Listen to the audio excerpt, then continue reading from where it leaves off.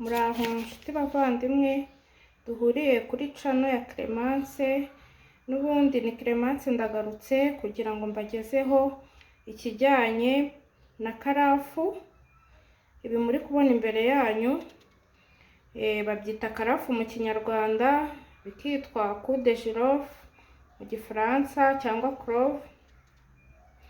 Rero iki ni igihingwa kiboneka muri Indonesia. Ahangaha kiba cyumishijwe, kirumishwa, ariko ni igihingwa kigira umumaro munini ku buzima bw'umuntu. Nkaba nsaba abantu bose bari kubona iyi video kujya bagikoresha kuko kirafasha cyane. Ni ukuvuga ngo iyi karafu cyangwa clove ifasha byinshi, harimo wenda twavuga ibitandukanye, ntabwo byose navuga ngo mbirangize. Harimo gufungura imitsi ijyana amaraso mu mutwe, mu mubiri. Iyo uyinyweye rwose imitsi ikora neza. Iyi karafu ifasha abashakanye mu gikorwa cyabo cya buri munsi, irafasha cyane kuba bayinyweye. Ubu ngewe aka kanya ngiye kuyikoresha ntegura amazi. Muri kubona iyi jage, ndaza gutegura amazi yuzuye muri iyi jage, ndayateka nshyiremo, urabona iyi jage ni litiro, ndashyiramo akayiko kamwe nyateke, ndaza kuyanywa mu cyayi. Iyo umuntu afite umunaniro, yumva afite stress mu mutwe, yumva atameze neza, iyi coup de girofle iramufasha. Iyi coup de girofle wayibona mu soko irahaba. Iyi ngiyi rwose ni nziza cyane. Hari abayigira mu dufu, hari iyi ngiyi iri mu tubuto. Muri kubona ukuntu utubuto tuba tumeze. Hari ibiri ikoze mu mavuta, ibamo ibintu byinshi bitandukanye. Hari n'abayishyira mu mazi, ukaba wayishyira mu mazi ikamara iminsi 3.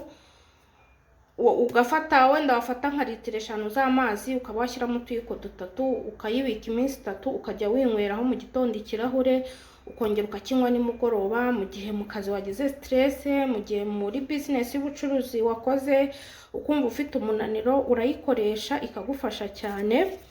Nkaba nshishikariza abantu bakurikira channel yanjye kujya bayikoresha cyane.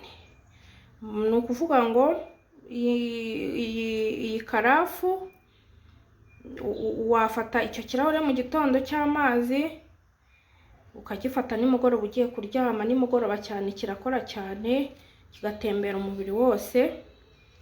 Iyi karafu ivura infection, abantu bakunda kugira za infection irafasha. Iyi karafu ufite impumuro mbi mu kanwa, uri kumva mu kanwa hagaze hatameze neza, uyifatira utungutu, wafata utu 3, wafata 4 cyangwa 2, ukaduhekenya ukadushyira mu kanwa hawe, harongera hagasubirana agahumura neza, mbese ukumva umeze neza cyane. Iyi karafu irafasha. Ayo mazi unywa afasha abantu barwaye rubagimpande. Kuri rubagimpande rwose irafasha. Abantu bafite ikibazo cy'umugongo, urayateka mu minota 10, amazi ariho akabira wadutereyemo ukayanywa. Iravura cyane. Ushobora gufata ayo mazi ugashyiramo iyi karafu, warangiza mu minota 10 ukayatereka agahora, ugakamuriramo indimu, urayanywa rwose umugongo bikagenda neza. Iyi karafu rwose ni umuti cyane, ukorwamo ibinini. Biriya binini byose ubona by'amabacteri bivura za bacteri n'iki, hari byinshi biba bikoze muri karafu.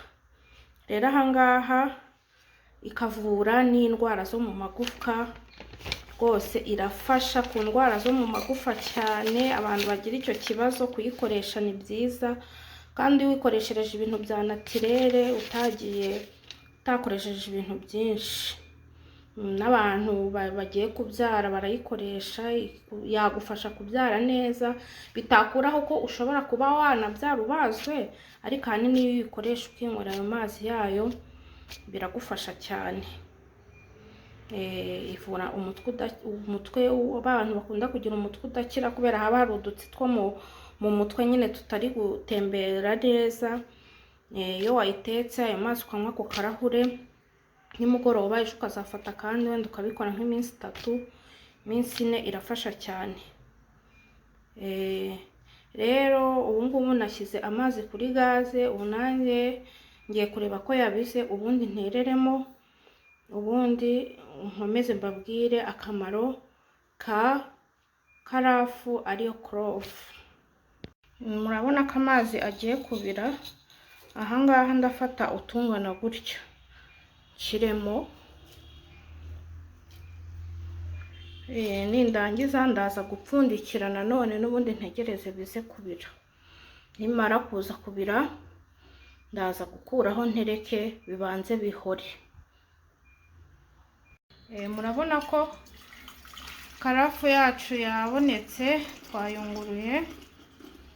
Ahangaha murabibona rwose ni ugushyiramo bisa nk'icyahoze icyayi. Tugiye natwe gusuka mu kanya tunywe, ariko karafu nyine ntago abantu benshi barayimenya, ntirakwira cyane ngo babona akamaro kayo, ariko igira akamaro kenshi cyane. Ahangaha turaza kunywa twumve uko bimeze, ariko igira akamaro kenshi cyane, ariko ni ukuvuga ngo ivura indwara nyinshi nk'uko nagiye mbibabwira n'ubundi dutangira ikiganiro. Iravura cyane pe, iravura infection nayibabwiye, amaraso, imitsi kudatembera neza mu kanwa. Umva bajya bayikuramo n'amarabero yo ku minwa, gutya iminwa isatagurika. Irafasha rwose. Mbese ndababwiye ngo clove ni igihingwa cyiza cyane, kibamo ibintu byinshi cyane. Wenda nta nubwo byose navuga ngo mbirangize, ariko mu bushakashatsi buke nakoze rwose nabonye ifite akamaro kenshi cyane. Ubu ngubu ngiye kuyinywa ubu mu kanya mu masaha y'umugoroba rwose, ubundi ndyame neza cyane. Clove bayiteka mu muceri y'amapirawu rwose ijyamo, ikaba imeze neza cyane. Ariko clove irenterde ku bana, ntago yemewe ku bana bakiri batoya. Biba bisaba nk'abantu bakuru aribo bayikoresha cyane, ku bana mukayibarinda. Ubwo rero nababwira iki kuri clove? Nayiberetse, ni igihingwa cyiza cyane. Kuvamo ifu yayo ukayipfundikira kugira idatakaza umwimerere. Meme na kuriya iba imeze nayo urayipfundikira cyane kugira ngo ikomeze igire umwimerere. Inshuti zanjye rero aho muherereye hose ku mpande enye z'igihugu, iburengerazuba, iburasirazuba, amajyepfo n'amajyaruguru ndetse n'umujyi wa Kigali, abari ku mpande z'isi mwese ndabashishikariza kujya mukoresha clove ariyo karafu, kuko irafasha cyane. Irafasha. Iki gihe turimo rwose nicyo kwirinda kugira ngo ubuzima bwacu bugende neza. Ahangaha turaza gusuka tuze kumva uko bimeze. Byonyine ni impumuro aba ari nziza. Karahumura cyane, gahumura neza pe. Nabashishikariza kuyinywa.